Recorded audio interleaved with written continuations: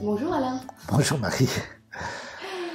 Donc tu vas nous parler de ton approche pour une médecine vivante que tu as résumée en 6 grands chapitres, dont le premier chapitre qu'on va aborder ensemble, ce sont les microzymas.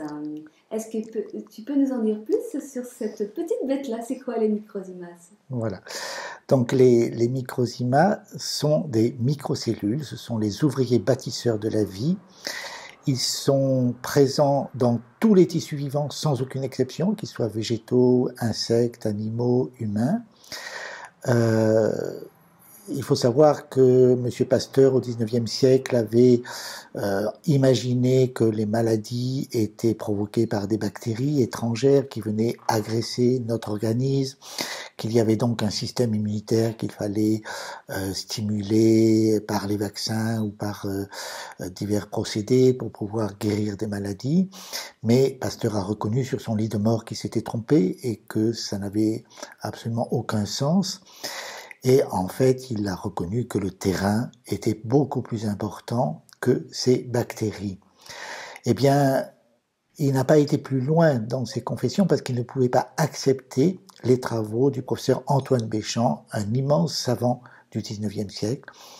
Et le professeur Antoine Béchamp a travaillé pendant plus de 40 ans sur la réalité de la vie à l'échelle microscopique. Il a travaillé de manière rigoureusement scientifique, en répétant ses expériences chaque fois plus de 100 fois avant de s'autoriser une déduction et une conclusion qu'il publiait à l'Académie des sciences à l'époque. Et il a pu démontrer de manière rigoureusement scientifique, vérifiable, reproductible, que à la base de la vie, il y avait une microcellule qu'il a appelée le microzyma.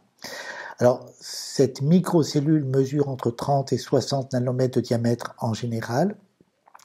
C'est cette microcellule qui synthétise les enzymes ou zymases, on appelait ça des zymases à l'époque, c'est pour ça que Béchamp les a baptisés microzymas. Et ces microcellules vont bâtir à la demande, en fonction de leur situation dans un tel ou tel organisme, ou en fonction de leur place dans l'humus ou ailleurs, ils vont pouvoir construire des bactéries, les démonter lorsque leur travail sera terminé, construire des cellules, construire des organes, construire des êtres vivants organisés comme les êtres humains. Voilà, ça c'est très très très important de comprendre cette base scientifique de la vie. Ces microzymas sont quasiment immortels, c'est-à-dire qu'ils vont survivre après notre mort pendant des millions d'années. Ça, on le sait de façon rigoureusement certaine également, c'est scientifique. Nous savons depuis les années 1990-2000, à la suite de travaux d'un certain nombre de géologues, dont le professeur Philippa Owens en Australie, dont le professeur Robert Falk, je crois que c'est en Finlande ou en Norvège, enfin, un certain nombre de chercheurs ont redécouvert les microzymas sans connaître Béchamp. Ils sont donc repartis à zéro. Et par contre, ils ont pu, avec les moyens microscopiques modernes, et en particulier la microscopie électronique, ils ont pu démontrer qu'il y avait au cœur de chacune de ces microcellules un cristal de silicium. Et voilà, donc tout ceci remet en cause toutes les bases microscopiques de la médecine officielle d'aujourd'hui. Ça ne veut pas dire que tout est faux et qu'il faut jeter le bébé avec l'eau du bain, mais il faut vraiment tout repenser. La guerre bactériologique n'existe pas, le système immunitaire n'existe pas parce qu'il n'y a pas de guerre, justement, donc il n'y a pas besoin d'armée défensive. Les globules blancs que l'on considère comme des éléments de cette guerre bactériologique sont en fait des transporteurs de microzymas et de vitamines. Ils les transportent là où l'organisme en a besoin et c'est pour ça qu'ils ont des formes différentes selon qu'ils sont destinés à aller au niveau des muqueuses ou de la peau, selon qu'ils sont destinés à aller au niveau de tel ou tel organe, ils vont avoir des morphologies différentes. Mais à l'origine, on les appelait les granulocytes parce qu'ils sont remplis de ces microzymas et on les voit grouiller à l'intérieur de leur cytoplasme, c'est absolument merveilleux. On peut également observer au microscope à fond noir que les cellules n'ont pas de vie propre, qu'elles sont bâties par les microzymas et lorsque la cellule arrive en fin de vie, les microzymas qui constituent la paroi de cette cellule vont se séparer et ils pourront donc faire autre chose et construire d'autres cellules neuves à d'autres endroits et tout ceci est extrêmement important. Nous savons également, et ça Béchamp a pu le démontrer de manière rigoureuse, que ces microzymas synthétisent les enzymes ou zymases. Ce sont eux qui les synthétisent, et ces enzymes ou zymases permettent toutes les réactions chimiques qui sont à l'origine des métabolismes de la vie, de la respiration, de la combustion, de tout ce qui permet à la vie organisée d'exister, de s'épanouir, etc. Donc c'est extrêmement important de comprendre ce rôle fondamental du microzyma. Alors, qu'en est-il de l'ADN? Est-ce que le microzyma contient de l'ADN ou pas? Alors, d'abord, ce qu'il faut savoir, c'est que l'ADN, on ne l'a jamais vu au sens objectif. Toutes les images que vous trouverez sont des images de synthèse, ou bien ce sont des images de diffraction des rayons X. Mais on n'a jamais vu l'ADN en tant que tel, on ne sait pas donc de manière rigoureuse quelle est sa structure, même si on a fait des tas de calculs qui sont des calculs algébrique, géométrique ou peu importe pour essayer d'en déterminer la cartographie. Voilà. Donc à mon avis, l'ADN et l'ARN sont simplement les chaînes de montage de nos métabolites et ils n'ont pas de rôle direct dans la transmission des caractères génétiques héréditaires. Je pense que en fait ce rôle est au cœur du microzyma. Et comment ce microzyma va pouvoir lire, transmettre et mettre en œuvre ce capital génétique qui nous est propre? Eh bien, je pense que c'est justement parce que on a repéré au cœur de chaque microzyma ce cristal de silicium et que ce cristal de silicium doit être capable probablement de décoder, de lire les informations génétiques héréditaires qui se situent à l'intérieur de l'eau environnante qui est indissociable de la vie, où qu'elle soit et à quelque niveau que ce soit. Voilà, je pense que c'est comme ça qu'on peut envisager les choses, grosso modo, par rapport au microzyma. Alors, le problème des microzymas par rapport à notre science médicale d'aujourd'hui, c'est que, selon Pasteur, ils n'existent pas. Donc, on sait qu'on ne peut les voir qu'avec un grossissement d'au moins 700 depuis l'époque de Pasteur et de Béchamp. Donc, Pasteur recommandait de ne jamais dépasser un grossissement de 400. Ça, nous savons tous il n'y a pas pire aveugle que celui qui ne veut pas voir. Voilà, donc on ne les voit qu'à partir d'un grossissement de 700, voire 1000. Et par contre, on les voit remarquablement bien si on utilise la technique du fond noir. Donc là, on va observer des petites granulations qui vont tourbillonner dans tous les sens et qui sont animées de ce qu'on appelle le mouvement brownien. Et ce sont ces petites granulations qu'on retrouve dans le plasma sanguin, par exemple, mais qu'on retrouve absolument partout, qui vont mettre en œuvre la vie à tous les niveaux de l'organisme. Donc ça, c'est important. Donc je vais vous montrer, si vous voulez, un tout petit film pour vous permettre de vous faire une idée. Donc ce petit film, vous voyez des rouleaux de globules rouges. Les globules rouges sont des cellules aplaties qui, justement parce qu'elles sont aplaties, ont des champs magnétiques qui leur permettent de se coller les unes contre les autres pour former ces rouleaux. Et puis, entre ces rouleaux de globules, vous voyez tous ces petits points qui sautillent, qui tourbillonnent partout, et qui sont donc les microzymas. Voilà, donc ça, c'est vraiment important de bien prendre conscience de cette réalité. Il n'y a bien sûr pas de microzymas aussi nombreux à tous les moments de la journée, parce que les microzymas sont les ouvriers de la vie, et qu'il y a des moments où ils travaillent, et c'est l'exemple de ce film que je vous ai montré. Mais il y a aussi des moments où ils n'ont pas grand-chose à faire, et lorsqu'ils n'ont pas grand-chose à faire, eh bien, on va le retrouver plutôt dans les granulocytes, c'est-à-dire dans les globules blancs. Et à ce moment-là, on les verra grouiller à l'intérieur des globules blancs, prêts à se mettre en œuvre si c'est nécessaire, mais ils ne sont pas toujours présents dans le milieu ambiant. Alors, j'ai une petite question. Oui. Les microzymas accompagnent donc, si j'ai bien compris, le processus de guérison, enfin même bâtissent, sont les bâtisseurs, les constructeurs de la guérison, si j'ai bien compris. Est-ce que dans l'approche de la médecine traditionnelle, où justement on confond donc les microzymas avec des virus ou des bactéries qu'on va chercher à détruire, est-ce que dans les traitements qu'on propose en médecine classique, il y a donc pour le coup une destruction de ces microzymas? Absolument. Donc oui, les microzymas sont véritablement les bâtisseurs de la vie. Donc ils bâtissent les cellules, qu'elles soient normales ou cancéreuses, on le verra. Ils les démontent lorsqu'il n'y en a plus besoin. Il n'y a aucun problème, ils en sont parfaitement capables. Dans certains cas, pour pouvoir les démonter, ils se mettent à plusieurs. Et pour cela, ils construisent ce qu'on appelle les bactéries, les bacilles, les coques, etc. Et il est clair que, au lieu de les contrer avec des antibiotiques qui les tuent ou avec des chimiothérapies qui les détruisent et qui vous détruisent en même temps, eh bien, il est beaucoup plus intelligent de les aider à faire leur travail en leur fournissant des vitamines dont nous parlerons tout à l'heure. Hein. Donc ça, c'est clair. Et donc toute la médecine officielle, il ne faut pas dire traditionnelle, parce que la médecine officielle n'est pas une médecine de tradition, mais toute la médecine officielle fonctionne dans une logique, un paradigme de guerre où on se bat contre des bactéries, contre des cellules cancéreuses, contre des virus qui sont en fait les mycozymas.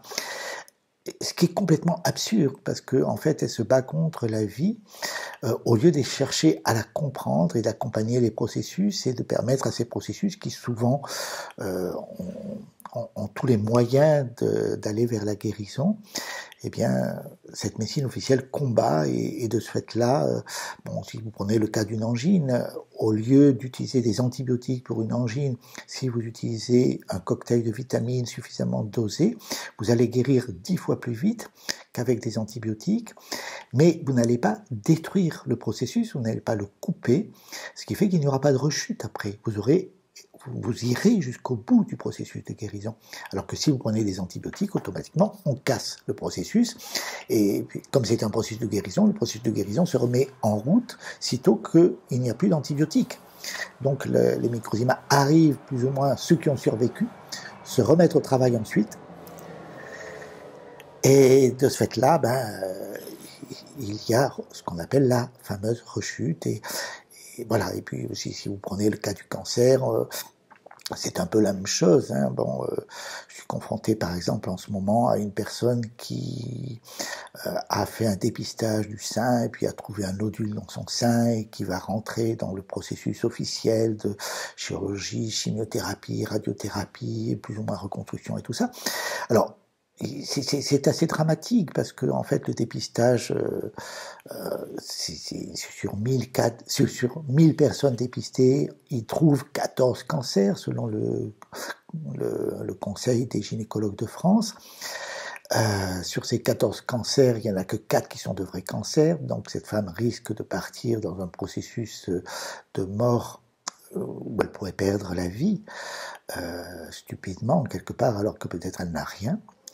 Et il faut bien comprendre ce processus de guerre perpétuelle de cette médecine, et c'est vraiment dommage qu'il y ait toujours ça à la clé du fonctionnement de cette médecine. Il faudrait pouvoir vraiment entrer en communication avec ces gens-là, s'ils acceptent d'ouvrir leurs yeux, leur cœur et leurs oreilles, et essayer de collaborer pour progressivement arriver à une médecine un peu plus intelligente, quoi.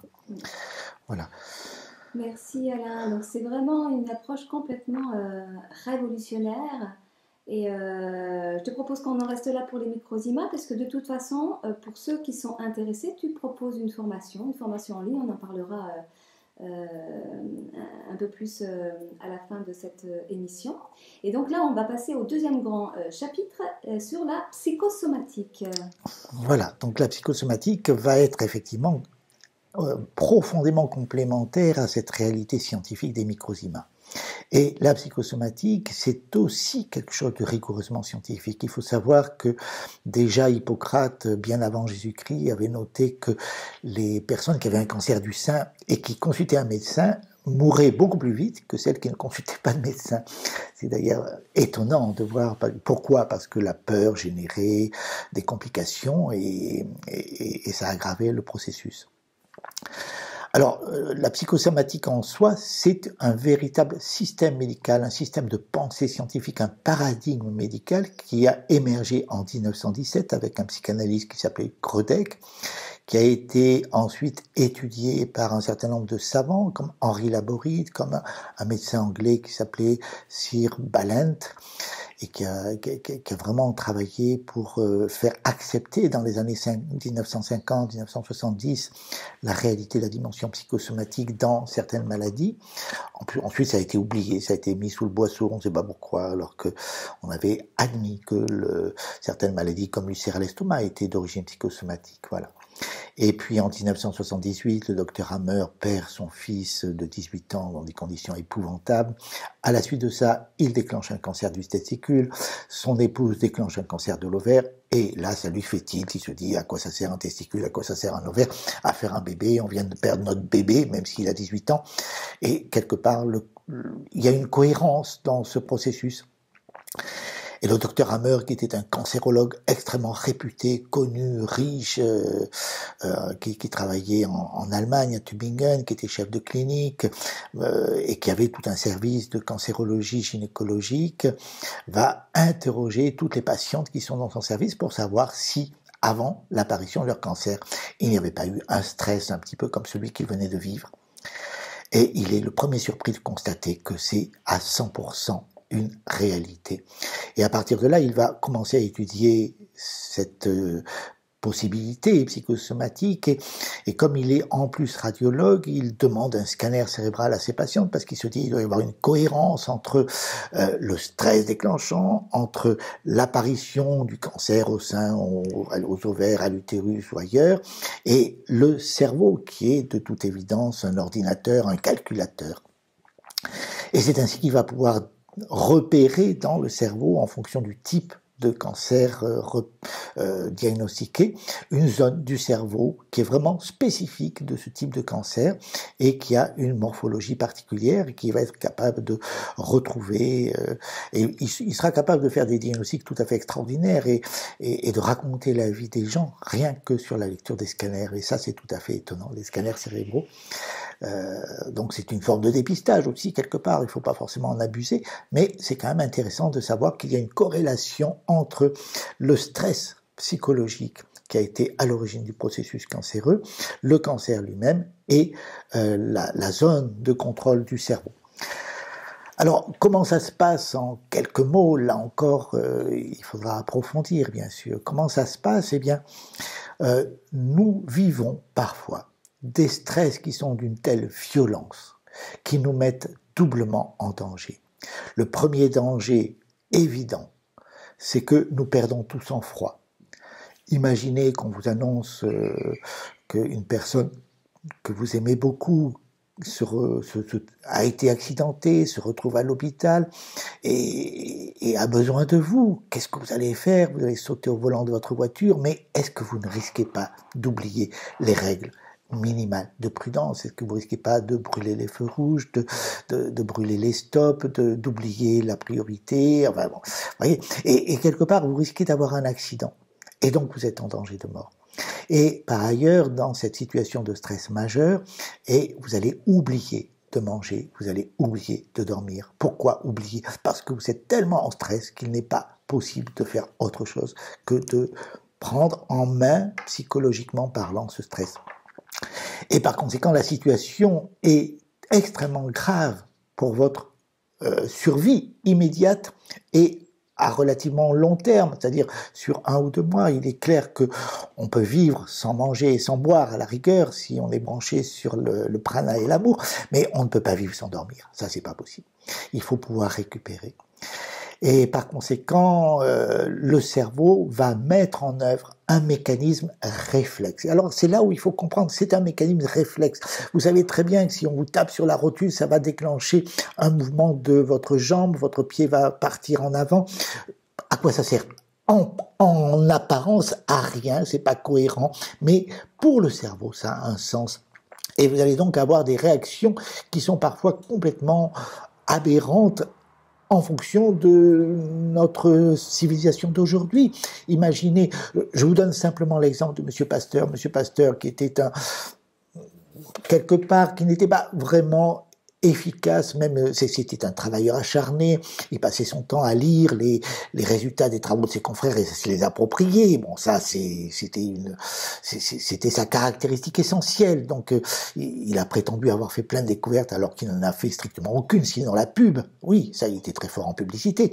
Mais bon, à une époque, le ministère de la Santé de Napoléon III lui demande de trouver la solution pour une maladie du ver à soie, qui était la pébrine. Et il a été invité par les paysans du Gard pour venir trouver cette clé de cette maladie, et les paysans lui ont mis à disposition une véritable ferme château dans un environnement extraordinairement calme. Pendant 4 mois, pendant 4 ans de suite, ils ont été à ses petits soins, ils lui ont donné à manger, ils ont suivi tous ses caprices, et puis au bout de 4 ans, ils se sont rendus compte qu'il était absolument nul, qu'il n'avait rien compris, et que le professeur Béchamp, de son côté, avait trouvé toutes les solutions. Et par conséquent, la 4e année, quand il a quitté Alès, ou la région d'Alès, eh bien, c'était sous les jets de pierre des paysans. Par conséquent, pour Pasteur, il n'était pas question de revenir à Alès sous aucun prétexte, parce que sinon, il savait qu'il serait lapidé, ou que, de toute façon, ça se passerait très mal. Et par conséquent, la solution pour son cerveau, ça a été de bloquer le mouvement. Et donc, sitôt rentré à Paris, Pasteur s'est paralysé, il a fait une hémiplégie, et il en gardera des séquelles jusqu'à la fin de ses jours. Vous voyez, quelque part, c'est une réponse réflexe qui n'est pas cohérente, puisqu'il pouvait quand même aller à Alès en prenant un carrosse, en montant sur un cheval, peu importe, mais voilà. Et aujourd'hui, on dirait qu'il pouvait aller à Alès en train, qu'il pouvait aller à Alès de toutes les manières. Et pour le cerveau, le déplacement, c'est la marche. Par conséquent, il s'est paralysé. Voilà, c'est comme ça que fonctionne la psychosomatique. Et bon, pour reprendre, je parlais tout à l'heure du cancer du sein, on peut reprendre l'exemple du cancer du sein. C'est imaginez qu'une maman soit séparée de son enfant automatiquement. Eh bien, qu'est-ce qui relie physiologiquement à l'origine la maman de son bébé? C'est le cordon ombilical. Par conséquent, elle va construire un cordon ombilical entre guillemets cancéreux, c'est-à-dire qu'en fait c'est avec quoi à la naissance le bébé se relie à sa mère, c'est avec le sein, et donc elle va utiliser une partie de la glande mammaire qui est d'origine endodermique, c'est-à-dire qui est d'origine fondamentale, vitale, qui sont les canaux galactophores, et elle va développer ces canaux galactophores, elle va faire ce qu'on appelle un cancer canalaire du sein, et ceci c'est pour prolonger son sein pour aller jusqu'à son enfant dont elle est séparée. Bien sûr, c'est incohérent puisque son enfant est peut-être à l'autre bout de la planète, mais pour le cerveau, c'est un mécanisme réflexe. Et il en est ainsi pour tout. Je prends l'exemple du diabète, par exemple. Imaginez que vous soyez... Alors évidemment, on dit toujours le diabète, c'est parce qu'on mange trop de sucre. Ça n'a rien à voir. Vous pouvez manger autant de sucre que vous voulez, vous n'aurez pas un iota de diabète. Par contre, si vous êtes dans une situation de résistance, c'est-à-dire si vous faites un bras de fer psychologique avec une personne et que vous devez avoir beaucoup d'énergie pour gagner, vous voulez absolument gagner, eh bien, il faut que vous ayez beaucoup de carburant pour que vos muscles puissent être puissants. Et par conséquent, le cerveau va déclencher une décharge de glucagon au niveau du pancréas, qui est l'hormone qui fait monter le taux de sucre, et vous aurez une poussée de diabète qui ne va pas durer longtemps. Bien sûr, dès que le bras de fer est terminé, vous allez retrouver un taux de sucre normal parce qu'il va y avoir une décharge d'insuline qui va venir compenser le pic de glycémie. Et puis, ça va peut-être en faire un peu des vagues pendant quelques temps. Et puis, ça va revenir à la normale. Mais imaginez, vous regardez un film à suspense. Vous avez automatiquement... Presque, si vous rentrez dans le film, vous avez automatiquement une poussée de diabète. Et vous n'allez pas le vérifier, parce que si vous allez le vérifier, vous allez rentrer dans la peur. Mais objectivement, au milieu d'un film à suspense, vous êtes obligé d'arrêter, de partir aux toilettes pour uriner, parce que vous avez la vessie pleine. Quand vous urinez, vous avez de l'urine qui est comme de l'eau. Et si vous goûtez cette urine, ou si vous trempiez une bandelette pour mesurer le taux de sucre, vous verrez que c'est de l'eau sucrée. Voilà, parce que vous faites une poussée de diabète. Le problème, c'est si vous faites une prise de sang le lendemain matin, si vous voulez, les vagues qui suivent cette forte poussée de sucre au moment du film vont s'apaiser progressivement, mais ce sera pas forcément normal déjà quelques heures après, à 7 ou 8 heures du matin, le matin suivant. Et par conséquent, on risque de vous dire que vous avez du diabète, et à ce moment-là, la médecine officielle, avec son système, automatiquement, où il faut contrer, il faut faire la guerre par principe, la médecine officielle va vous prescrire des remèdes pour faire tomber le taux de sucre. Comme vous avez besoin de sucre, votre cerveau va ordonner de remonter le taux de sucre en déclenchant une décharge de glucagon, et vous allez chroniciser le diabète, et ça devient la catastrophe. Voilà. Mais ce qui veut dire aussi que, dans ta logique, c'est que les personnes qui ont véritablement un diabète permanent, ce sont des gens qui sont dans une espèce de relation de bras de fer avec la vie, avec une situation. Avec le traitement. Non, mais à la base, c'est-à-dire... À l'origine, c'est un bras de fer avec une situation Oui. concrète. Hein. Oui. C'est souvent des conflits à un tel, à la maman. Ou en général, c'est souvent lié à l'alimentation. Ça peut être souvent lié à la mère, mais pas forcément.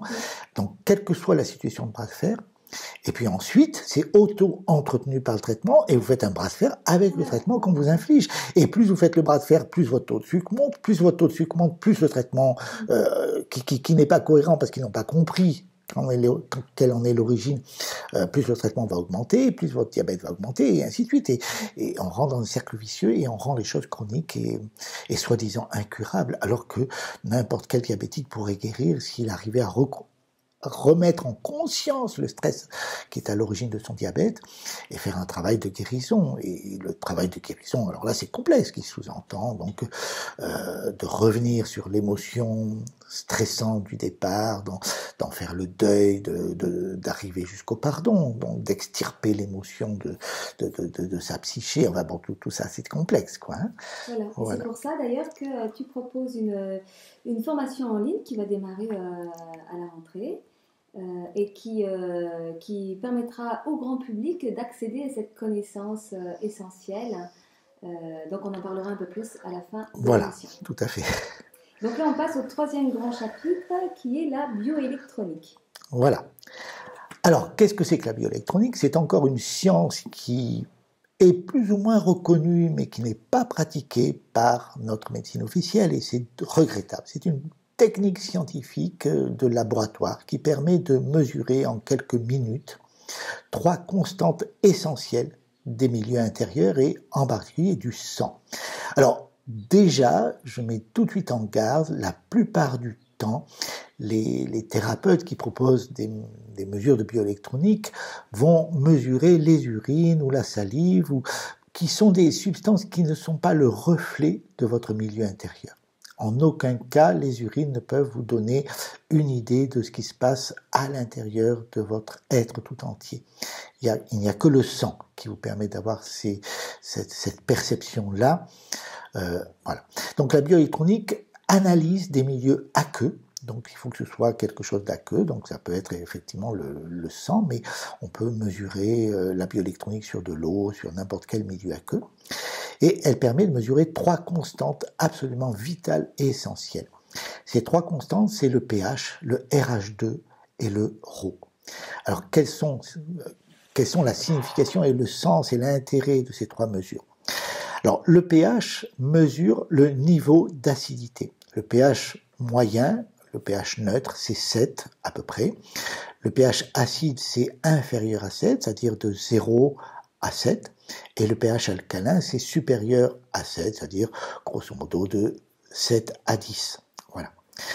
Donc c'est une courbe exponentielle, hein, donc c'est pas un truc linéaire comme on pourrait l'imaginer en première intention. Ce qu'il faut savoir, la première des choses à savoir, c'est que par exemple le suc gastrique a un pH à 0,5, donc il est hyper acide. Et quelque part, contrairement à ce qu'on croit, il n'y a pas de l'acide chlorhydrique dans l'estomac, il y a un chlorhydrate d'albumine, c'est-à-dire que cet acide chlorhydrique est en quelque sorte comme des poignards dans une gaine, dans un fourreau, et les microzymas vont libérer l'acide chlorhydrique au contact des aliments qu'il faut digérer, mais ils ne vont pas le libérer partout dans l'estomac, Dieu merci, sinon à partir de l'estomac, en quelques heures, toute notre matière vivante serait dissoute. Hein. Donc ça, c'est clair. On parlera tout à l'heure des vitamines. La vitamine C a un pH de 2,5, c'est-à-dire l'équivalent du citron, du vinaigre, c'est-à-dire un pH légèrement acide. Le pH de la peau La peau a un pH de 5,5 à peu près, c'est-à-dire c'est légèrement acide. Et d'ailleurs, je le dis en passant, il est très très mauvais de se laver avec des savons alcalins. Donc la plupart des savons ont un pH entre 7 et 9, comme le savon de Marseille, toutes ces choses-là. Ben, c'est très mauvais pour la santé et pour la peau, et ça ne met pas du tout, ça fait pas du tout du bien à la peau. Il faut trouver des savons acides avec un pH physiologique, comme on dit, ou pH à 5,5. Bon, une petite parenthèse en passant. Que dire, si vous voulez, à quoi correspond ce niveau d'acidité? Alors, il faut savoir que le niveau d'acidité donne le reflet précis de l'hydratation d'un milieu quelconque. Plus le milieu est acide, plus le milieu est hydraté. Plus le milieu est alcalin, plus le milieu est déshydraté. Et je vous donne l'exemple du bébé. Le bébé à la naissance, eh bien, son pH se situe aux alentours de 6,5-7 au niveau du sang, et il contient plus de 90% d'eau. L'âge adulte, on arrive vers 7 de pH, et ça correspond à une proportion de 80% d'eau. Le vieillard, en fin de vie, a un pH qui s'alcalinise franchement, et là, on arrive à des taux entre 65 et 70% d'eau. Donc, vous voyez, le pH nous donne le reflet précis de l'hydratation de votre milieu intérieur, et c'est donc une notion extrêmement intéressante, extrêmement importante, qui va vous permettre de savoir si vous êtes déshydraté ou si vous allez vers la vieillesse. Et c'est pour ça que tous les aliments, en principe, sont acides, sans aucune exception, à moins que vous considériez que l'eau de Vichy est un aliment. Mais l'eau de Vichy n'est pas un aliment en soi, hein. Le bicarbonate et tout ça ne sont pas des aliments. Alors pourquoi parle-t-on d'équilibre acido-basique? C'est quoi cette histoire? Alors, si vous voulez, ça fait partie des modes aujourd'hui qui malheureusement n'ont pas beaucoup de fondements scientifiques objectifs, parce que votre cerveau est totalement maître de la situation de votre milieu intérieur, où il faut bien sûr lui fournir les ingrédients dont il a besoin pour réguler ce pH, et si vous lui fournissez le minimum nécessaire, il va se débrouiller. C'est-à-dire qu'il dispose des poumons, il dispose des reins, il dispose de la peau, il dispose des matières fécales pour réguler votre pH là où il doit être. Donc, à la limite, peu importe que vous buviez de l'eau de Vichy hyperalcaline, que vous mangiez des aliments plus ou moins acides, ça va seulement éventuellement donner des petites impulsions, mais le résultat final, ce sera votre cerveau qui en décidera, et vous aurez beau consommer des litres et des litres d'eau de Vichy, vous ne serez pas plus alcalin, vous éliminerez le bicarbonate dans les urines, et c'est tout. Et donc ça ne change pas grand-chose à la réalité qui est décidée par votre cerveau et qui correspond à votre être profond, et qui correspond... Alors, la seule chose qui peut réellement modifier le pH de ce milieu intérieur, ce sont les vitamines, parce que les vitamines vont permettre au microzyma, quelque part, de se régénérer, et donc ça va vous ramener en profondeur vers une situation de jeunesse, donc d'hyperhydratation, pas d'hyper, mais de réhydratation, et donc de rajeunissement. Donc ça, c'est clair, et on a pu l'observer, toutes les personnes qui consomment 10 grammes de vitamine C par jour sous forme d'acide L-ascorbique, au bout de quelques années, récupèrent une dizaine d'années au niveau fatigue, apparence, etc., etc. Donc c'est quand même très intéressant. C'est pour ça qu'on me dit sans arrêt que je rajeunis, que je ne fais pas mal. Voilà.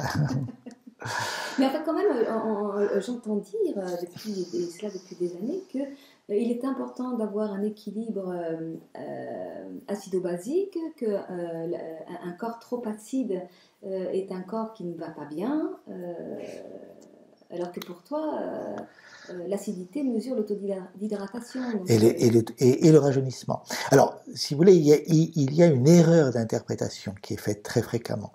Et ça, on revient sur la psychosomatique. Il faut savoir que lorsque vous avez un stress violent, comme je l'expliquais tout à l'heure en psychosomatique, automatiquement, vous allez vous déshydrater. Et donc, vous allez devenir très alcalin. Et ça, si vous voulez, le processus cancéreux s'accompagne d'un vieillissement évident. Et ceci aussi longtemps que va durer le stress ou que va durer le processus cancéreux. Et puis un jour, le stress disparaît, soit parce que vous l'avez géré, digéré au niveau psychologique et spirituel, soit parce que le stress a disparu, carrément. Et dans ce cas-là, le cerveau donne l'ordre de guérir. Et si vous aviez une tumeur, par exemple, le cerveau va donner l'ordre de démonter la tumeur. Et là, vous rentrez dans ce qu'on appelle la maladie. Le mal a été dit et le cerveau donne l'ordre au microsima de démonter la tumeur, de reconstruire les caries, de remettre les choses en ordre. Et pendant cette phase de maladie, eh bien, vous allez revenir vers un état acide, relativement. Et alors, si vous voulez, la confusion qui est faite dans l'esprit de beaucoup, c'est que cet état de maladie, c'est celui où vous consultez. Parce que dans le processus de cancer, la plupart du temps, on ne s'en rend même pas compte. Et on ne consulte que dans la phase où on est en phase de réparation. Et cet état de maladie s'accompagne d'inflammation, s'accompagne de douleur, s'accompagne de malaise, de fatigue, etc. Et c'est là où on consulte. Et là, effectivement, vous êtes reparti sur un milieu acide puisque vous êtes en train de guérir. Et c'est pour ça qu'il y a toutes ces controverses autour du... Mais il ne faut pas trop se mettre martel en tête par rapport à ça, parce que c'est le cerveau qui va décider. Et c'est lui qui aura le dernier mot par rapport à tout ça. Alors, on continue sur la bioélectronique.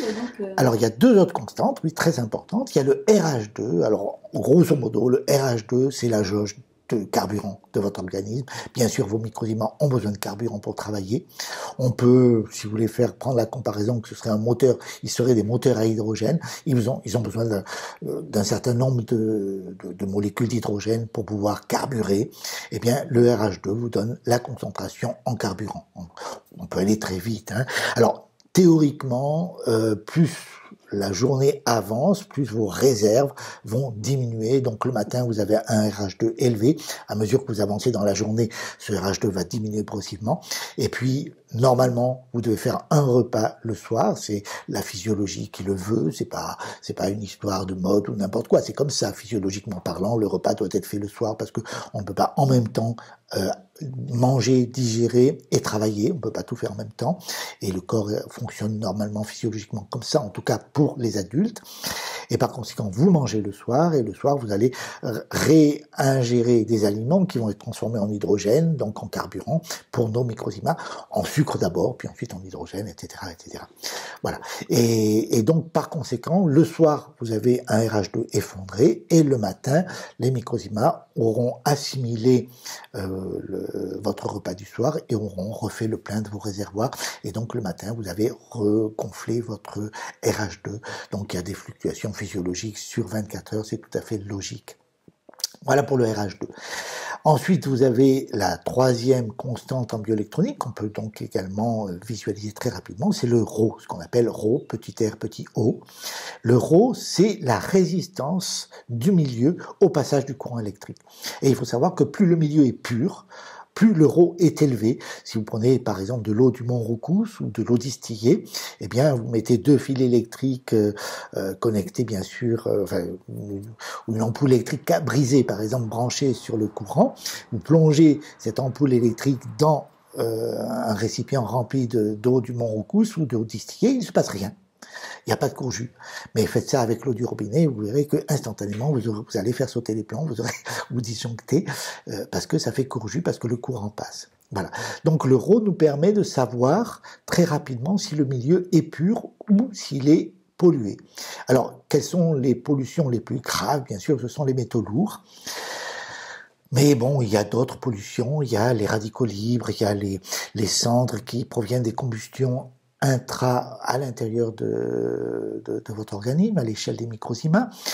Voilà, il y a plein de choses qui vont polluer votre organisme. Et là, c'est pareil, le matin, vous avez un milieu qui, normalement, si vous avez consommé avec votre souper un minimum de vitamines, ou dans votre journée un minimum de vitamines, normalement, le matin, vous avez une résistivité qui est relativement élevée, et plus vous avancez dans la journée, plus vous vous polluez, plus votre résistivité va descendre, ce qui veut dire que votre milieu va se polluer, et on peut faire le même parallèle avec la naissance et la mort. Entre la naissance et la mort, le bébé qui vient au monde a une résistivité relativement élevée, le vieillard a une résistivité beaucoup plus basse, parce que il a accumulé les métaux lourds, il a accumulé beaucoup de poisons, de toxines.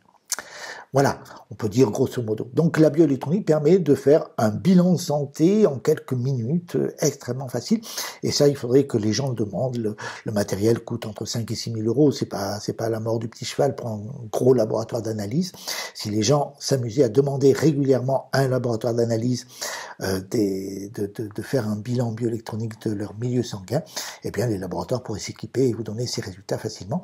Mais il faudrait être relativement nombreux, quoi. Il faudrait sensibiliser beaucoup de gens autour de vous pour que les laboratoires fassent l'investissement. La problématique aujourd'hui, c'est que cette bioélectronique, c'est pas une pratique commune, ça existe? Ça existe et c'est une pratique exceptionnelle qui est faite par des praticiens, des naturopathes ou des médecins qui ne font que ça ou qui font ça parmi d'autres pratiques relativement limitées. Et par conséquent, il faut courir après. Je crois qu'il doit y avoir une dizaine, une vingtaine en France. C'est pas courant. Et c'est dommage parce que c'est une technique qui permet d'avoir un bon bilan de santé en quelques secondes. Okay. Voilà. Et puis ça permet toujours pareil, en lien avec la bioélectronique et en lien avec la psychosomatique, de voir où est-ce que vous en êtes. Par exemple, on peut très bien savoir si vous êtes en phase de cancer actif ou si vous êtes en phase de maladie, c'est-à-dire de guérison au niveau psychosomatique. Ça permet de voir si vos aliments sont bien assimilés ou pas, s'ils sont adéquats, etc. Ça permettrait... Mais pour vraiment avoir des résultats intéressants scientifiquement, il faudrait pouvoir faire des analyses très souvent dans la journée sur la même personne pour voir l'évolution. Super, alors on passe au 4e grand chapitre qui sont les vitamines. Les vitamines, voilà. Donc on en a un peu parlé tout à l'heure. La médecine officielle, lorsqu'il y a une maladie, va toujours se battre. Elle va rentrer dans un processus de guerre au lieu d'accompagner le processus et de comprendre que le processus est intelligent. Donc on y reviendra tout à l'heure. C'est la spiritualité quelque part qui est sous-jacente à tout ça, parce que toute cette médecine est cohérente et elle est un tout, et quelque part on essaye de la disséquer, de la décortiquer, mais tout est lié, tout se tient, quoi. Voilà, il faut savoir que qu'on le veuille ou non, l'être humain est carencé en vitamine C parce que il ne sait pas la synthétiser. Tous les animaux dans le monde entier savent synthétiser la vitamine C, sauf les primates, les cochons d'Inde, quelques espèces extrêmement particulières. Et les êtres humains font partie des primates, ils ne savent pas synthétiser la vitamine C. Alors, très probablement parce qu'à l'origine, ils ont été créés pour vivre en zone équatoriale et pour être frugivores. Mais c'est plus le cas. On n'est plus en zone équatoriale ou tropicale et on n'est plus frugivore, donc il faut impérativement se complémenter en vitamine C. Il faut savoir que toute proportion gardée par rapport aux gros mammifères comme les lions, les tigres, qui font à peu près la corpulence d'un être humain, il faudrait consommer en permanence une dizaine de grammes de vitamine C par jour sous forme d'acide L-ascorbique. Alors pourquoi l'acide L-ascorbique ? Alors il faut savoir, contrairement à ce qu'on pense habituellement, ce n'est pas une molécule chimique, c'est pas obtenu par la chimie. L'acide L-ascorbique, c'est du sucre végétal qui est en général tiré du maïs. Selon la qualité, il peut être transgénique ou pas transgénique, mais quand c'est la vitamine C de qualité, c'est du maïs non transgénique et chaque fois que possible plus ou moins bio. Et donc le sucre extrait de ce maïs est transformé par des microzymas, officiellement par des bactéries, puisque les microzymas n'existe pas dans la science officielle, mais en fait ce sont les enzymes microzymiennes qui vont transformer ces enzymes en acide L-ascorbique. C'est donc une transformation vivante.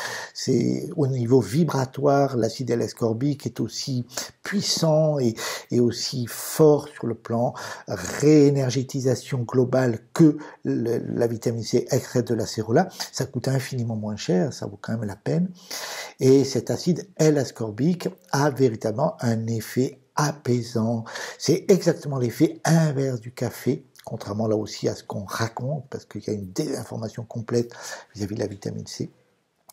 Donc cette vitamine C a un effet apaisant et elle permet de mieux dormir, d'être plus paisible, de mieux prendre les stress. Donc c'est quelque part la meilleure prévention du cancer, puisque le cancer, c'est une réponse à un stress, on l'a vu, hein, du cancer, des caries, des rhumatismes, de toutes ces choses-là, quoi. Donc c'est extrêmement important. Et d'ailleurs, sur les paquets, c'est marqué, attention, au risque de somnolence. Voilà, il faut faire attention, oui, parce que surtout si vous avez de la fatigue accumulée, quand vous commencez une cure de vitamine C et 10 grammes par jour, vous allez vous endormir partout, et donc faites attention, ne conduisez pas après avoir pris la vitamine C, hein, prenez des précautions, prenez plutôt la vitamine C le soir avant d'aller au lit.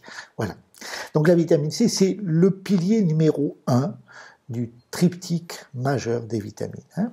Voilà, ça, il faut en prendre. Du 1er janvier au 31 décembre, il n'y a pas de pause, c'est tout le temps, tout le temps, tout le temps. Et vous verrez que...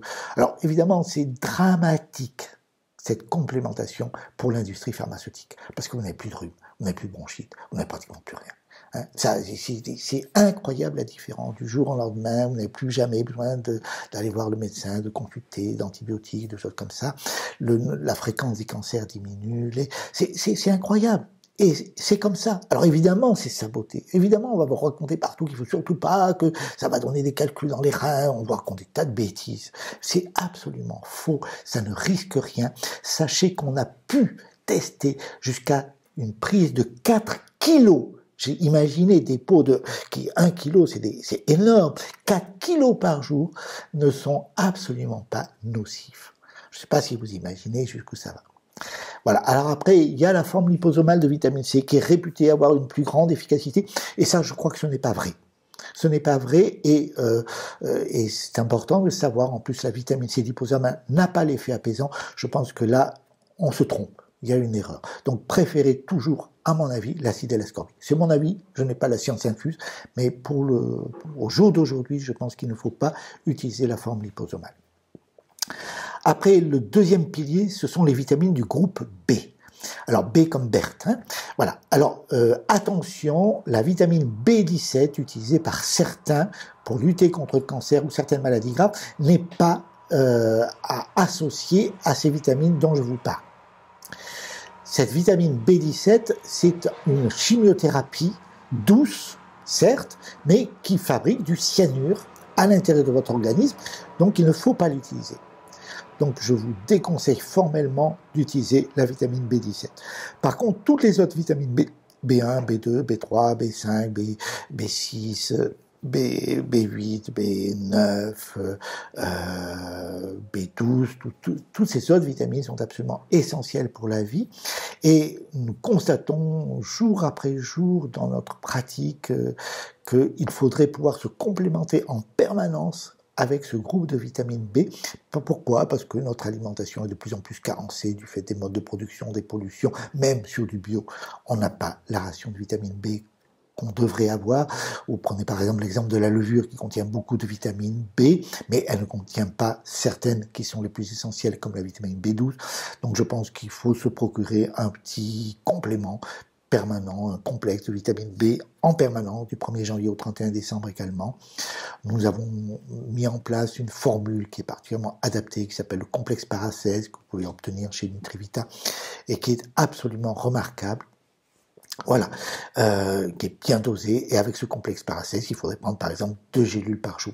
Alors ce qui est absolument sidérant, c'est que vous avez un rhume, une infection, une bronchite, quel que soit le processus que vous avez, qui est vraiment un processus de maladie, si vous prenez 2 gélules 4 à 5 fois par jour de ce complexe para 16, eh bien vous avez l'efficacité d'un antibiotique en apparence, mais en fait une toute autre efficacité puisque vous allez vers une véritable guérison sans risque de rechute, puisque vous donnez à vos microzymas les moyens d'aller au bout du processus de guérison qui est en cours. Et la troisième vitamine qu'il faut impérativement prendre en continu, c'est la vitamine E. Alors ça, aujourd'hui, c'est très très difficile. Il faut savoir que la vitamine E de pharmacie, c'est une vitamine de synthèse, et là, elle est toxique, il ne faut surtout pas l'utiliser. Donc la vitamine E naturelle doit être, il faut s'en procurer, il faut se débrouiller. Aujourd'hui, il n'y a guère que Vital Plus et Solgar qui proposent des vitamines E naturelles qui sont correctes. Et à quoi sert la vitamine E ? Ben, ça sert au bon état de la peau, au bon état du système nerveux central, de la mémoire. Ça sert à la trophicité des articulations, des grosses articulations, tout chaque fois qu'il y a des capsules synoviales, et ça sert à la bonne santé de l'intérieur des artères et des veines. Donc c'est extrêmement intéressant. Par contre, sachez-le, la vitamine E à forte dose a un effet fluidifiant.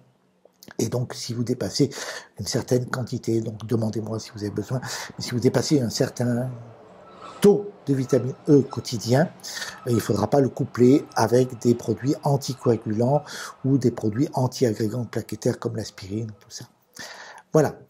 Je crois qu'on a fait à peu près le tour des vitamines. Alors, souvent, on nous parle de la vitamine D3. Oui, il faut prendre de la vitamine D3. Si vous habitez au-dessus du méridien de Lyon, il faut prendre à peu près 600 000 unités internationales par an. Donc ça, vous pouvez trouver ça sous forme d'ampoule en pharmacie ou sous une forme ou une autre. Elle est correcte, c'est qui est proposée par les pharmacies. La vitamine A est très importante aussi. On en a rajouté dans le complexe Paracels. Donc ça, il faut le savoir, c'est très important pour la vue, mais il y en a dans les carottes, dans les tomates, il y en a dans le beurre, il y en a dans beaucoup de choses. Et puis, un peu en marge des vitamines, il faut savoir qu'il faut prendre de la silice. Je vous l'ai dit tout à l'heure, les microzymas contiennent tous un cristal de silicium, donc il faut impérativement se complémenter en silice. Pourquoi? Parce que vous perdez chaque jour des millions de microzymas dans les matières fécales, dans la transpiration, dans les gouttelettes de pluie, vous savez, les micro-gouttelettes de salive qui s'échappent de votre bouche et de votre poumon lorsque vous parlez. Bon, par la transpiration, par tout ça, vous perdez des microzymas qu'il faut renouveler. Vos microzymas se reproduisent très rapidement, ça c'est clair, mais ils ont besoin de silice de qualité si vous voulez que les choses se passent bien. Et c'est pour ça que nous avons mis dans le même complexe de Paracels du bambou qui apporte tous les oligo-éléments essentiels à la vie et qui apporte donc toutes ces vitamines. Alors, je vous dis entre parenthèses, donc Nutrivita propose de la vitamine C de très grande qualité, de l'acide L-ascorbique, et ce complexe Paracels, si vous tapez le code Nutrivita 5, vous avez droit à 5% de réduction. Voilà. Donc, mais vous l'achetez ailleurs. Complémenter parce qu'aujourd'hui, donc notre alimentation et le stress ambiant fait que on est beaucoup carencé. Absolument. Absolument. Ok, donc alors le cinquième grand chapitre, c'est le progescence et la généalogie. Voilà, donc là c'est un chapitre complexe et que nous n'allons pas approfondir beaucoup parce que... il va y avoir une formation proposée. Voilà, il va y avoir une formation parce que c'est vraiment un chapitre complexe. Ce que je voudrais vous expliquer, c'est que vous n'êtes pas arrivé sur la Terre comme une bouse de vache qui s'esclave sur le sol. C'est imagé, d'accord, c'est désagréable, mais bon, ça donne bien une idée. Quand vous venez au monde, c'est un petit peu comme un train qui sort d'un tunnel. Et le train, il est sur des rails. Il y a le rail de papa, il y a le rail de maman. Voilà. Et ces rails, ils ont été déterminés à votre insu. Vous venez dans une impulsion qui est donnés par vos parents, et ces rails, ils correspondent à la réalité de vos parents. C'est comme ça. Et donc ça implique évidemment toute une étude, toute une recherche complexe, ça implique une enquête extrêmement approfondie quelque part, mais sachez que, par exemple, imaginez... Qu'est-ce que je pourrais vous donner comme exemple? Bon, imaginez que vos parents aient déménagé au cours de la grossesse, lorsque vous étiez dans le ventre de votre maman. Eh bien, vérifiez. Si c'est le cas, vous passez votre vie à déménager. Imaginez que vos parents aient manqué d'argent, qu'ils aient eu des fins de mois difficiles. Pendant la grossesse, pendant toute cette période-là, vous allez avoir des fins de mois difficiles. Imaginez que vos parents aient vécu des faillites, des histoires comme ça.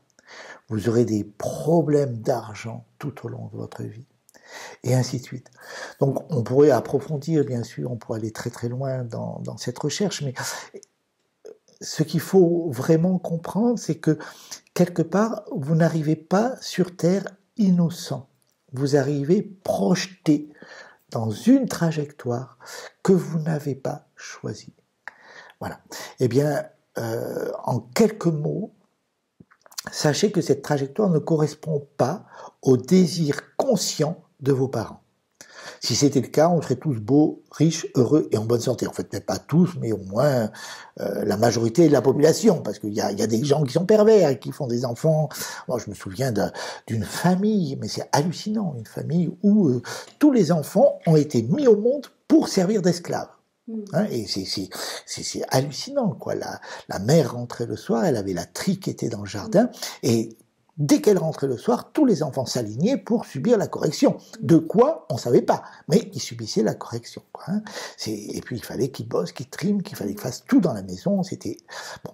Donc il y a des gens pervers. Mais la plupart du temps, quand même, on peut penser que quand on met au monde un enfant, on a envie pour lui du bonheur, de l'épanouissement, de tout ça. Eh bien, c'est pas le cas. On est bien obligé de constater que ce n'est pas le cas, parce que ça, ce sont des situations conscientes. Or, la trajectoire dans laquelle vous venez au monde correspond à des ressentis inconscients, automatiques, ou à des messages subliminaux. Et c'est pour ça que les entreprises payent des prix complètement considérables pour mettre en place des publicités. Parce qu'une publicité, personne ne la regarde, tout le monde s'en fout. Et justement, parce que tout le monde s'en fout, personne ne la regarde, elle n'entre pas dans la conscience des auditeurs, mais elle rentre dans leur cerveau.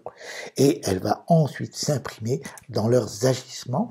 Et si cette personne est enceinte, eh bien, ça va s'imprimer sur le bébé. Voilà, c'est hallucinant de voir des tout petits enfants qui veulent absolument de la Ricoré tous les matins. Pourquoi? Parce qu'il y avait la publicité de la Ricoré avec la famille heureuse, épanouie. Bon, et ben voilà, les enfants veulent de la Ricoré le matin. C'est un aliment. J'ai rien contre cet aliment, quoi qu'il soit totalement nul sur le plan des apports nutritifs, vitaminiques, peu importe, c'est pas la question. Mais voilà, il faut comprendre que le cerveau fonctionne comme ça. Cette publicité marque. Et il est très très important, et ça je voudrais insister là-dessus, extrêmement important de comprendre qu'une femme enceinte, et c'est pas seulement pendant le temps de la grossesse, c'est pendant les mois qui précèdent, quand on décide de faire un enfant, et pendant les 18 premiers mois de l'enfant, une maman ne devrait jamais, mais vraiment jamais, regarder la télévision, et elle devrait vraiment filtrer absolument tout ce qui vient encombrer son esprit. C'est pas le moment d'aller regarder des films d'horreur parce que votre bébé va rester dans la peur toute sa vie. C'est vraiment important de comprendre ces mécanismes-là, et toutes les pulls, tout ça va pouvoir s'imprimer sur votre bébé. Voilà. Donc essayez de comprendre comment ça fonctionne. Et alors, ce qu'il faut bien comprendre derrière, c'est que vous allez donc impulser votre enfant dans cette trajectoire inconsciente que vous vivez pendant cette période, avant, pendant et dans les mois qui suivent la grossesse. Mais vous-même, vous êtes vous-même parent, vous êtes impulsé dans la trajectoire de vos parents. Et vos parents ont été impulsés dans la trajectoire de leurs parents. Donc il y a une véritable cascade généalogique. Et là, c'est important, si on veut sortir de ce processus et rentrer dans une liberté, eh bien, ce serait extrêmement intéressant et important de faire un travail d'exploration de votre généalogie et de ce qui a pu impacter vos parents pendant que vous étiez dans le ventre de maman, et avant et après. Et puis ensuite faire un travail de libération.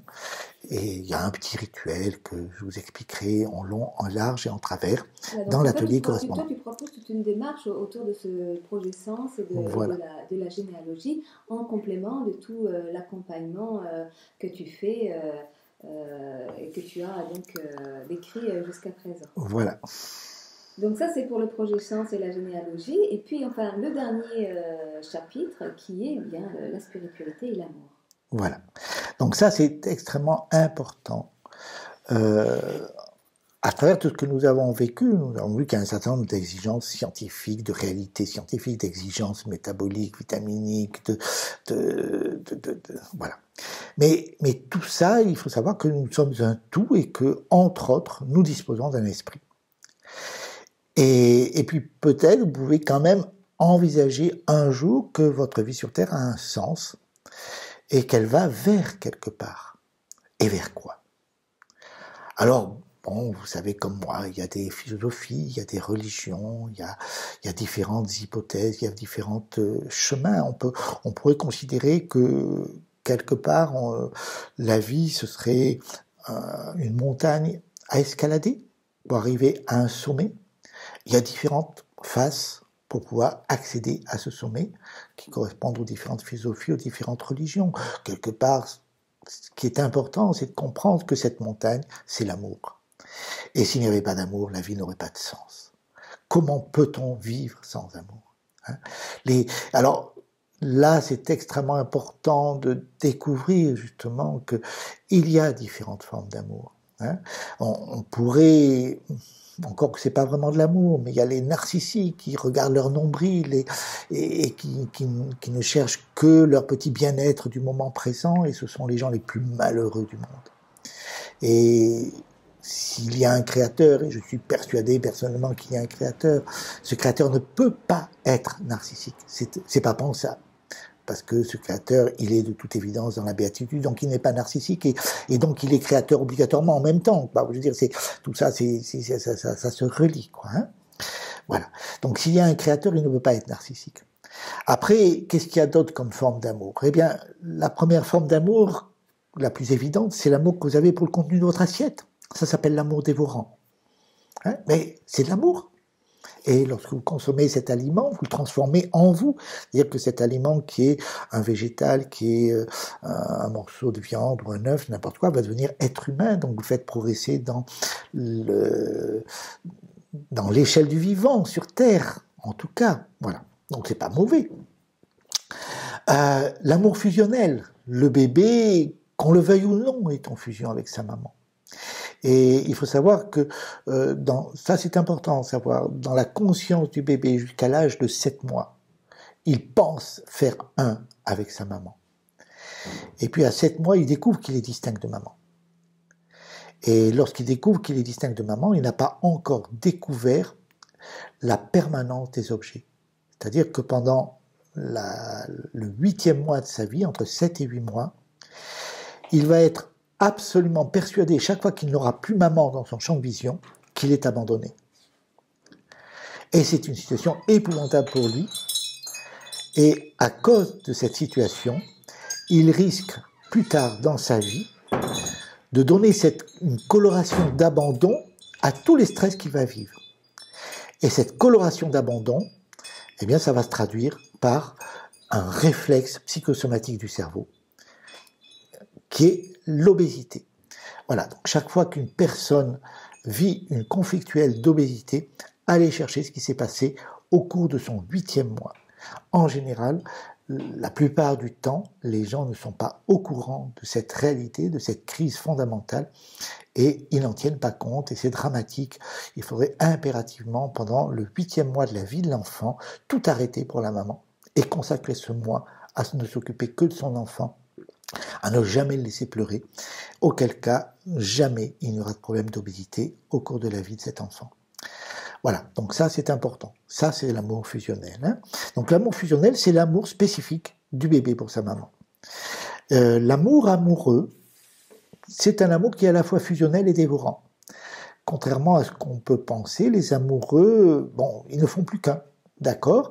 Et puis, ils se mangent de baiser. Et le baiser, c'est un acte de cannibalisme au plan symbolique. Voilà, c'est pas... Voilà, donc l'amour amoureux, c'est quelque chose de génial, ça donne l'intensité, ça donne du bonheur, c'est super. Le seul problème, c'est que ça ne peut pas durer, parce que si vous avez toujours le même aliment dans votre assiette à tous les repas, du 1er janvier au 31 décembre, vous finissez par vous lasser. Donc l'amour amoureux ne dure jamais très très longtemps, et c'est regrettable. Voilà, après, il y a l'amour vampirisant, et c'est comme ça que évoluent la plupart des amours amoureux, malheureusement. C'est que après, on essaye de conserver l'autre. Vous avez remarqué, quand on est amoureux, très souvent, très rapidement, il y en a un qui devient plus amoureux que l'autre, et l'autre qui a tendance à s'éloigner, et inversement. Et c'est comme ça que petit à petit, on va essayer de récupérer l'autre en le bloquant par un système en faisant du cinéma, quelque part, en mettant en place une stratégie extrêmement complexe qu'on appelle les jeux de pouvoir, les jeux de l'ego, enfin peu importe les noms. Et donc vous pouvez jouer au sauveur, vous pouvez jouer à l'adorateur, vous pouvez jouer au savant, vous pouvez jouer à l'ignorant, au contraire, voilà. Et alors, chaque fois que vous jouez un jeu de pouvoir comme ça, vous demandez à l'autre inconsciemment de jouer le rôle inverse et complémentaire. Et c'est terrible parce qu'après, vous rentrez dans un système où vous êtes dépendant l'un de l'autre, où vous n'êtes jamais vrai, où vous finissez par oublier totalement qui vous êtes. Et c'est un processus qui malheureusement est mis en place à l'origine par les parents. Puisque vous avez pu remarquer, c'est ça qui est un truc qui m'a toujours étonné, quoi. Quand vous êtes parent, vous avez des enfants, il faut toujours leur répéter d'être poli, d'être sage, de dire s'il te plaît, de dire merci, de donner un petit coup de main de temps en temps, de ranger leurs affaires, voilà. Mais étonnamment, vous êtes obligé de répéter toujours ça à vos enfants, mais si vos enfants vont en vacances chez le petit copain, la petite copine, et que vous discutez ensuite en tant que parent avec les parents du petit copain et de la petite copine, ceux-ci vous disent, mais qu'est-ce qu'il est bien élevé, votre enfant, alors que chez vous, c'est lamentable. Eh bien, bien sûr. En fait, l'enfant entend parfaitement vos messages.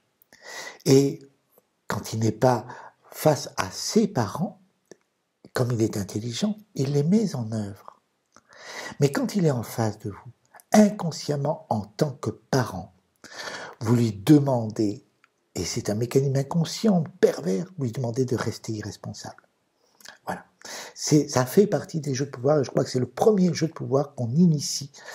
C'est de devenir l'enfant face à ses parents qui sont considérés par l'enfant comme des dieux. Hein, et par conséquent, voilà, quelque part, c'est un mécanisme qui se répète et qui est extrêmement pervers et qu'il faut arriver à approfondir pour en sortir. Voilà. Après, il y a l'amour inconditionnel. Donc l'amour inconditionnel, il fait le pendant de l'amour fusionnel du bébé pour la maman. L'amour inconditionnel, à l'origine, c'est l'amour de la maman pour son enfant. Et c'est extrêmement important, quoi que fasse l'enfant, il sera toujours aimé, même si la maman n'est pas toujours d'accord, même si elle peut exprimer son désaccord, elle continuera de l'aimer, quoi qu'il ait pu faire. Voilà. Ça, c'est extrêmement important et je crois que nous avons perdu l'amour inconditionnel dans la race humaine depuis ce qu'on a appelé le péché originel, la chute originelle, un cataclysme qui a eu lieu à l'origine de l'humanité, c'est d'une manière ou d'une autre, peu importe le nom qu'on lui donne. Voilà, donc c'est une réalité, il faut le retrouver. Et nous devons prendre exemple de nos amis les animaux pour retrouver l'amour inconditionnel. Regardez comment les chats, les chiens domestiques vous aiment, hein, et vous saurez comment il faut aimer vos enfants. Voilà, donc ça c'est clair. Et puis quelque part, nous devrions pratiquer l'amour inconditionnel avec chacun de nos frères et sœurs humains. Pourquoi ? Parce que, alors là il y a plusieurs réponses. Hein. La réponse chrétienne que je maîtrise, c'est, après il y a d'autres réponses certainement dans toutes les religions du monde, mais la réponse chrétienne que je maîtrise, c'est que l'être humain, quel qu'il soit, même s'il est épouvantable, pervers, même s'il agit de façon totalement répréhensible, l'être humain a la capacité de contenir l'amour, de contenir le divin en lui. En ce sens, il est un temple potentiel du divin, de l'amour.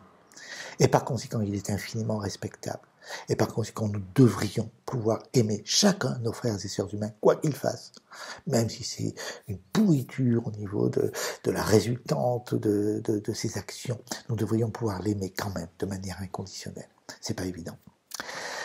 C'est peut-être pas évident parce que justement, quand on n'a pas été aimé soi-même de façon inconditionnelle et que l'on ne s'aime pas soi-même de façon inconditionnelle, c'est difficile d'aimer l'autre de façon inconditionnelle. Et oui, ça c'est sûr qu'il faudra arriver à s'aimer soi-même de façon inconditionnelle. Ça c'est peut-être la priorité des priorités.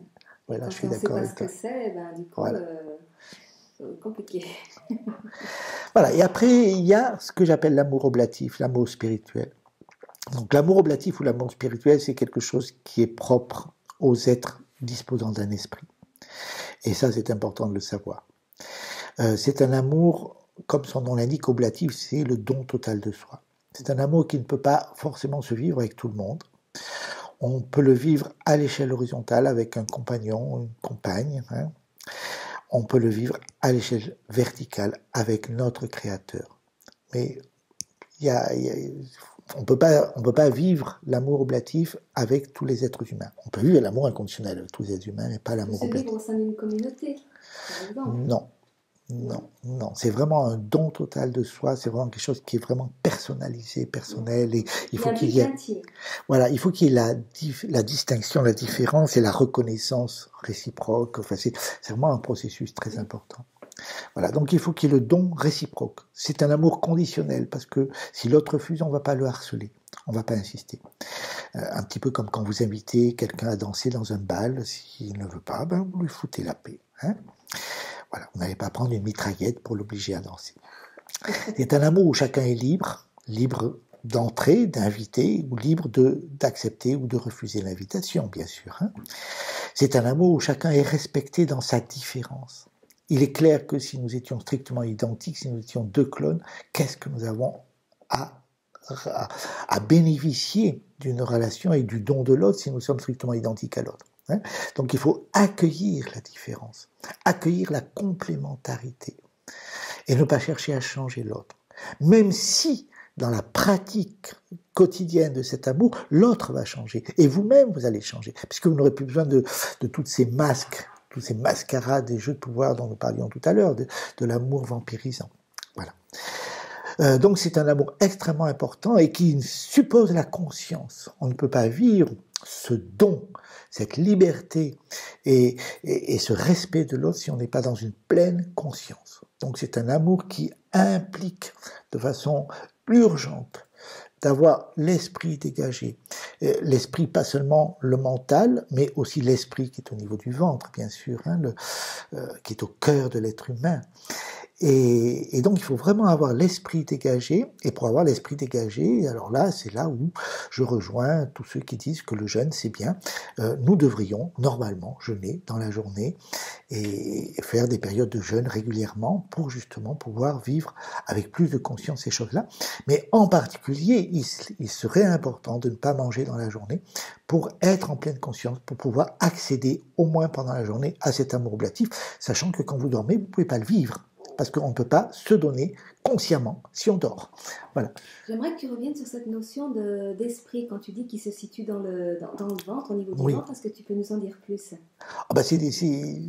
Moi, je me base essentiellement sur les philosophies orientales. Bon, les philosophies orientales, je ne crois pas du tout à réincarnation et à toutes ces choses, mais bon, après chacun croit et pense ce qu'il veut, c'est pas la question. Mais ce qui est tout à fait certain, c'est que dans tous les sports de combat, qu'ils soient de Chine, du Japon ou n'importe quoi, vous pouvez observer tous ces sportifs de très très haut niveau qui quelque part sont parfois très freluqués, très frêles et qui sont capables d'envoyer au tapis des armoires à glace. Eh bien, si vous regardez bien, ces gens, ils ont les pieds légèrement écartés au moment du combat et ils sont concentrés et ils sont centrés sur le hara. Et ils sont centrés sur leur esprit. Le hara, c'est le centre de gravité du corps. C'est là où se trouve quelque part le cœur de l'être humain, le véritable cœur spirituel de l'être humain. Là, vous avez la pompe qui correspond à la zone des émotions. Mais au niveau du ventre, vous avez l'esprit, et l'esprit, c'est la conscience, c'est l'intelligence intuitive, c'est la liberté d'aller à droite ou à gauche. Le cerveau n'est pas libre. Comme je vous le disais tout à l'heure, le cerveau, il est dans une trajectoire qui a été impulsée par les parents. Vous pouvez modifier les programmations du cerveau, modifier cette trajectoire, mais le cerveau en lui-même n'a aucune liberté. Hein. Votre liberté, elle est ailleurs, et à mon avis, elle est au niveau du ventre. Et c'est important, parce que vous savez que sur un ordinateur, si vous appuyez sur la touche A, eh bien, l'ordinateur ne pourra pas faire autrement que faire apparaître la lettre A sur l'écran.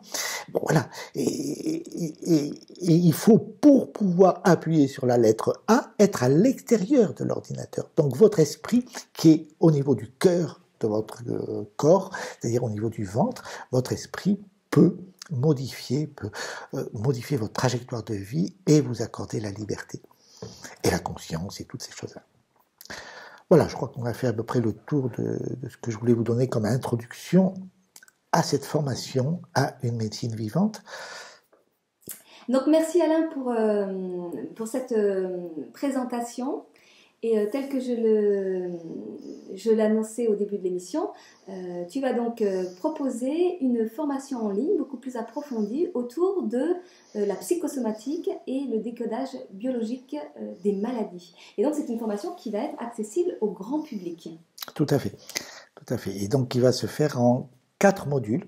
Non, 4 ateliers. 4 ateliers de 3 modules, pardon. De 3 modules chacun, c'est-à-dire en tout 12 modules. Voilà. Donc il y aura un premier module de 3 ateliers où je vais aborder de manière beaucoup plus approfondie la réalité des microzymas, la réalité de la psychosomatique et la réalité du projet sens et de la généalogie. Donc ça, ce sont les bases fondamentales qui sont indispensables pour aller plus loin. Et ensuite, 3 modules. 3 ateliers de 3 modules chacun. Oui. Et chaque atelier va aborder la psychosomatique par atelier. Voilà. Donc après, si vous voulez, on va approfondir appareil par appareil. On va voir l'appareil cardiovasculaire, l'appareil pulmonaire, l'appareil rénal, l'appareil hormonal, etc. Et on va passer en revue les principales pathologies, les principales maladies. Et je vais vous donner des clés, ce qu'on appelle de pré-décodage. C'est-à-dire que je vais pas vous permettre de guérir rien qu'avec l'audition de ces conférences, mais je vais vous donner les moyens d'aller chercher dans vos mémoires les stress qui ont pu déclencher ces pathologies, et c'est donc extrêmement intéressant et important. Et puis ensuite, ça n'empêchera pas de faire un travail d'accompagnement avec un thérapeute qui soit suffisamment ouvert pour essayer de comprendre et de guérir. Voilà. Donc c'est une formation qui permettra au grand public non seulement de mieux comprendre les symptômes et les maladies dont il souffre, mais de pouvoir en comprendre le mécanisme et de pouvoir utiliser cette approche dans son environnement, auprès de ses proches. Et en fait, tu proposes aussi une formation beaucoup plus longue et beaucoup plus approfondie pour des professionnels ou des gens qui auraient envie de se professionnaliser, mais là qui est une formation sur 2 ans. Voilà, c'est une formation sur 2 ans où il faudrait que les gens se déplacent ou que nous nous déplacions dans leur ville, ce qui est possible aussi à condition qu'ils soient suffisamment nombreux, bien sûr. Voilà. Mais donc ces premiers ateliers donnent vraiment les bases et des repères déjà suffisants pour pouvoir se débrouiller et informer aussi son environnement, ses proches. Voilà. C'est à peu près ça. Donc, vous avez le lien vers les ateliers sous la vidéo, et donc avec tout le descriptif, en sachant que dès votre inscription, vous pourrez avoir le premier module en vidéo déjà réalisé, et que les 3 autres ateliers seront en direct avec questions-réponses pour permettre à chacun de pouvoir exposer ses problématiques personnelles ou de pouvoir poser des questions en direct. Voilà, et écoute, je te remercie beaucoup Alain et merci à toi. Donc, à très vite. D'accord. Au revoir. Au revoir.